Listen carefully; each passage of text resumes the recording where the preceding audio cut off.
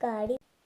Hey guys, welcome back to my channel. तो मैं आपकी दोस्त शिप्रा आ गई हूँ फिर से नई वीडियो के साथ में। और दोस्तों, अभी मॉर्निंग का टाइम है। मॉर्निंग भी नहीं है, मतलब दोपहर शुरू ही होने वाली है। आटा बना दिया है, सब्जी बना दी है, राजमा बना के रखा है क्योंकि जा रही हूँ हॉस्पिटल। तो बच्चों को मैंने ब्रेकफास्ट करा दिया और जल्दी जल्दी किचन क्लीनिंग कर दी और उसके बाद में लंच भी तैयार कर दिया। तो बिल्कुल ट्रेन की तरह दौड़ दौड़ के काम करना पड़ता है जब हॉस्पिटल जाना होता है। और पूरा घर भी देखो एकदम क्लीन है। बेडरूम सब बिल्कुल क्लीन है। बच्चे रहेंगे दोनों घर पे और हस्बैंड और मैं दोनों जाएंगे आज हॉस्पिटल, क्योंकि हस्बैंड का और मेरा दोनों का ही टेस्ट है आज। तो उसके लिए दोनों को ही जाना पड़ेगा। और बच्चे आप सोचोगे किसके पास रुकेंगे, तो बच्चों के लिए आएंगे उनकी दादी जी घर पे। किचन पूरी क्लीन है, खाना भी लंच भी बन गया, ब्रेकफास्ट बच्चों को करा के किचन पूरी क्लीन कर दी है। और अभी बच्चों की दादी आ जाएंगी बच्चों के पास। मतलब उनको बुलाने का रीज़न यही है कि बच्चों के पास कोई रहे। और जब बड़े आते हैं ना तो उनसे काम करवाना अच्छा नहीं लगता। हम सबका यही हाल है। तो मैंने जल्दी जल्दी पूरा घर मैनेज कर दिया, सब चीज़ें क्लीन कर दी, इससे आके वो इनके पास बस रहें। जब ये खाना मांगेंगे तो उनको खाना वाना दे दें, दूध वगैरह दे दें। तो एक मेंटली सेटिस्फेक्शन रहता है कि बच्चों के पास कोई घर पे है ना। क्योंकि आज मेरे हस्बैंड का और मेरा दोनों का एक साथ लास्ट वाला टेस्ट है कि डोनेशन ट्रांसप्लांटेशन का। तो उसके लिए मैं जा रही हूँ और ठीक ही आएगा, सही आएगा सब कुछ भगवान की कृपा से। और जल्दी जल्दी हमारा ये प्रोसेस आगे बढ़े। तो बस यही। तो मैंने सोचा जाने से पहले अपना ब्लॉग शुरू कर लेती हूँ। अगर कोशिश करूँगी कुछ कर पाई तो वहाँ पर भी शूट कर लूँ, बट हो नहीं पाता। हॉस्पिटल में काफ़ी भागम भाग टाइप रहती है, फिर भी कोशिश करूँगी। दोस्तों, आप जुड़े रहिएगा। तो हम दोनों पति पत्नी आ गए हैं तो ज़िंदगी के हर एक मोड़ पे, हर एक रास्ते में कहते हैं ना कि गाड़ी के दो पहिए होते हैं, हस्बैंड और वाइफ दोनों मिलके साथ चलते हैं। तो देखो, ये वाला सफ़र भी हम दोनों को साथ ही साथ तय करना है और अच्छे से तय करना है। और हस्बैंड निकलवाने गए हैं फ़ोटोज़ की, क्योंकि 20 फ़ोटोज़ लगेंगी इस टेस्ट से पहले। और हम लोगों की आधार कार्ड की कॉपी भी लगेगी, बट मेरे को पता नहीं था। तो मतलब पता तो था, लेकिन मुझे ये नहीं पता था कि ये वाला टेस्ट उससे होगा। उन्होंने क्लियर नहीं बताया भी नहीं था जिन्होंने हमें सजेशन किया था। मुझे लगा कि जब हमारी फाइनल वो फाइल तैयार करके देंगे शायद तब लगेगा, क्योंकि हम इतने आम आदमी को छोटी छोटी बीमारियां ही तो होती रहती हैं यार। कभी खांसी, जुकाम, बुखार, इतने बड़े लफड़ों में कौन पड़ना चाहता है। और ना ही किसी को इतना पता होता है। कौन चाहता है कि उसका किडनी ट्रांसप्लांट हो या कुछ ऐसा हो। तो बस अभी हस्बैंड वो लेने के लिए गए हैं। तो कहते हैं ना, हॉस्पिटल का तो 10 मिनट का काम हो, उसमें भी 2-3 घंटे लग ही जाते हैं। तो बस वही कर रहे हैं। सो गाइज, आज जैसे मैंने आपके साथ शेयर किया कि हम लोग हॉस्पिटल गए थे, मैं और हस्बैंड। तो हम लोग आए लगभग ऐसे ही टाइम हो रहा होगा, 3:30 या 3:45 बज रहे होंगे। और गए हुए भी काफ़ी जल्दी थे, ऐसे चले गए थे 12 बजे। तो 4-5 घंटे तो हॉस्पिटल में नॉर्मली लग ही जाते हैं। और कैसे बफ सा हो रहा है पता नहीं, और लग ही जाते हैं। तो अभी किचन में हूँ, माता जी को घर भेज दिया है, वो घर चली गई हैं। तो लेकिन हम लेडीज़ के लिए काम ना हमेशा ही रहता है। तो बच्चों को खाना वाना खिला दिया था उन्होंने, आए हम। फिर उसके बाद में अभी देखो किचन में बर्तन ढेर लगे पड़े हैं। ये मेरे यूटेंसिल्स हैं, इनको क्लीन करूँगी। और मैं सोची पहले डिनर बना लेती हूँ कुछ। तो डिनर में दोपहर में मैं राजमा और राइस बना के गई थी बच्चों के लिए, रोटी के लिए आटा बना गई थी। और सारा काम खत्म करके जल्दी जल्दी चली गई थी। जल्दी जल्दी काम करना पड़ता है ना जब कहीं जाते हैं। तो और अभी मैं बना रही हूँ ये पास्ता। तो पास्ते को ना जब भी मैं बनाती हूँ दोस्तों, तो मैं कुकर में बॉईल करती हूँ। पहले मैं इसको ओपनली बॉईल करती थी, उसमें काफ़ी टाइम लग जाता था। बट अगर आपके पास टाइम कम है और आपको फास्टली सारे काम करने हैं, तो आप क्या कीजिएगा। देखिए, मैंने कुकर में पास्ता रख दिया, इसमें थोड़ा ऑयल डाल दिया और नमक डाल दिया, वो तो हम वैसे भी डालते ही हैं। और इसको मैं 1 सीटी लगा दूंगी, बस सिर्फ 1 सीटी आने तक, उससे आगे नहीं पकाना, सिर्फ 1 सीटी लगानी है। तो 1 सीटी लगते ही इतना परफेक्टली बॉईल हो जाएगा और आप तुरंत कुकर को खोल दीजिएगा। तो आपका टाइम भी सेव हो जाएगा और एकदम परफेक्टली कुक पास्ता आपको मिलेगा। तो अभी मैं बच्चों के लिए पास्ता बनाऊंगी। और ये पास्ता हस्बैंड भी इजीली खा सकते हैं, क्योंकि सूजी से बना हुआ ऑर्गेनिक पास्ता है। मतलब इसमें हार्मफुल ऐसा कुछ नहीं है। और फ्राई भी बहुत हल्के तरीके से करूंगी जो वो इजीली खा सके। मतलब कोई भी ऐसी चीज नहीं डालूंगी जो वो ना खा सके। मतलब पास्ता वगैरह डॉक्टर ने ऐसा कुछ मना नहीं किया हुआ है उनको। बस ज्यादा फ्राइड चीजें, ज्यादा ऑयली चीजें, खट्टी चीजें और ज्यादा बीज वाली इस तरह की चीजें, जैसे अमरूद खाते हैं तो अमरूद के बीज निकाल के सिर्फ उसका गुदा इस तरह की चीजें उनको बता रखी हैं। और डॉक्टर तो कहते हैं कि अच्छे से जो आपको मन करे खाओ पियो, थोड़ा सा अपने खाने पीने का ध्यान रखो। बट पेशेंट सही से खा नहीं पाता।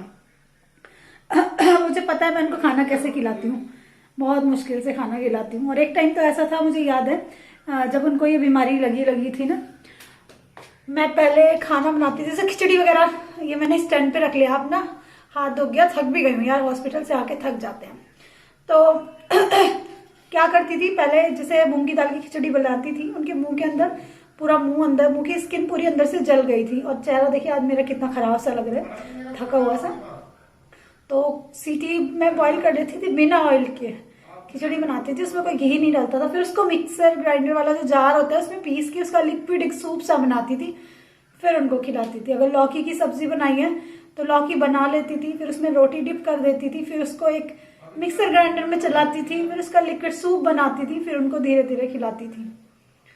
ऐसा नहीं है, देखो अगर हमारी लाइफ में कोई टिपिकल या कोई क्रिटिकल कंडीशन आ गई है तो हम उसको रो धो के पागलों की तरह बिल्कुल बेवकूफ़ बन जाएं, दिमाग अपना परेशान कर लें, उससे निकलने की कोशिश करनी चाहिए, उससे हैंडल करने की कोशिश करनी चाहिए, और वही मैं कर रही हूँ।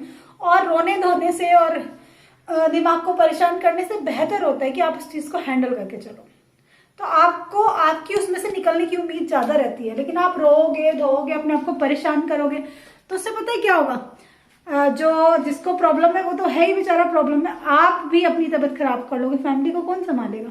कोई तीसरा जन आके घर को नहीं संभालता, संभालना खुद को ही होता है। थोड़ी देर के लिए आ जाते हैं लोग, थोड़ा सपोर्ट मिल जाता है, मेंटली सपोर्ट मिल जाता है। अब दादी आ गई थी बच्चों की, तो एक मेंटली सेटिस्फेक्शन था कि बच्चे अकेले नहीं है घर पे, बच्चों के साथ भी कोई है।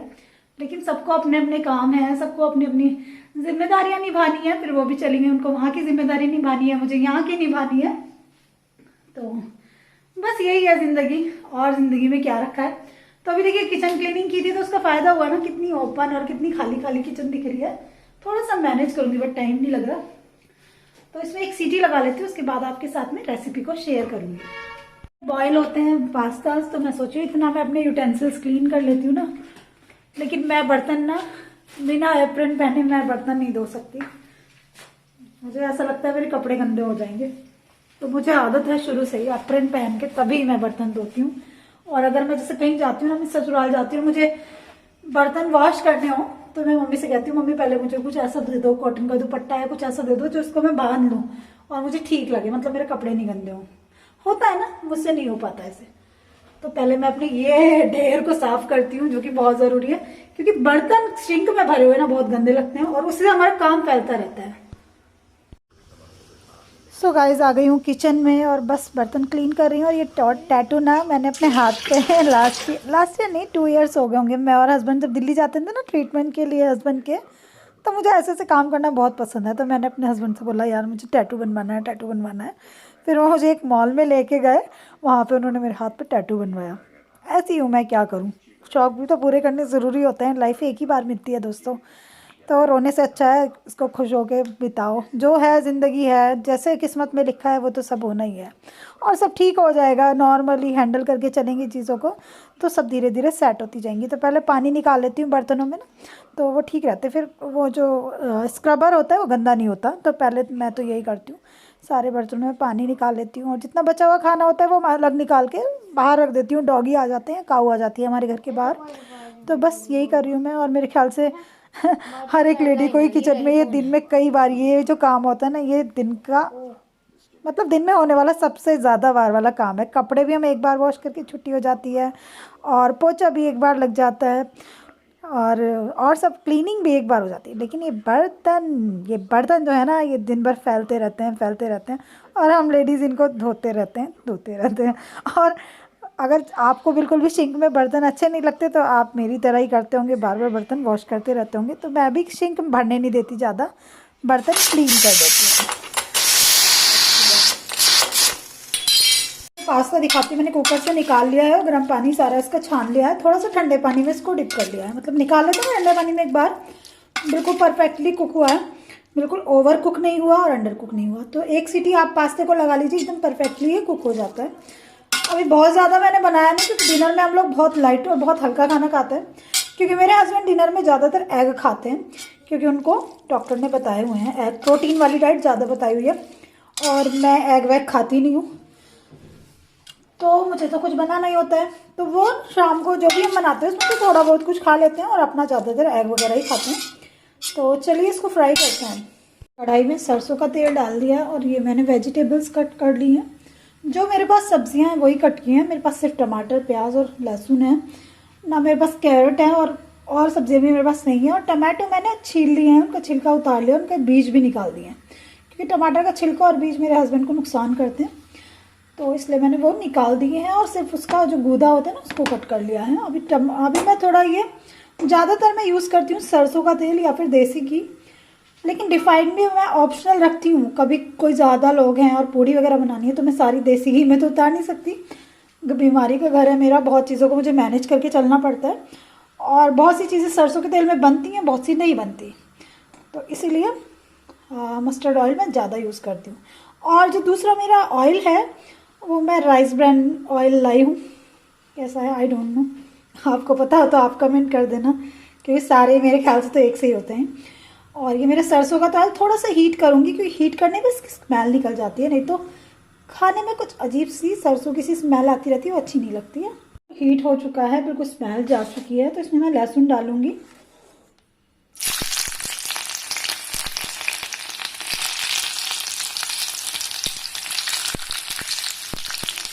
और ये हरी मिर्च मैंने इस तरह कट कर ली क्योंकि बच्चे और हस्बैंड खा नहीं पाते, बट मेरे को पसंद है तो डाल दिया। और मेरा लहसुन थोड़ा हल्का सा ज़्यादा हो गया, ज़्यादा तो नहीं, बस थोड़ा हल्का सा ज़्यादा हो गया, क्योंकि खाना बनाते समय शूट करना कितनी बड़ी डिफ़िकल्टी है।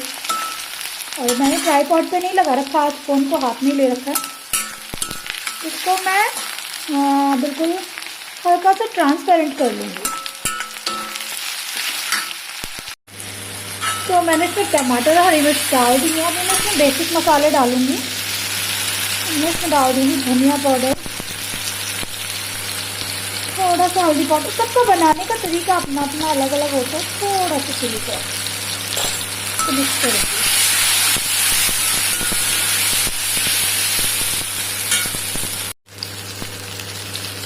थोड़ा सा नमक और ये मेरा फेवरेट मसाला ब्लैक पेपर, इसको मैं घर पे पीस के रखती हूँ, थोड़ा सा ये भी डाल दूँगी।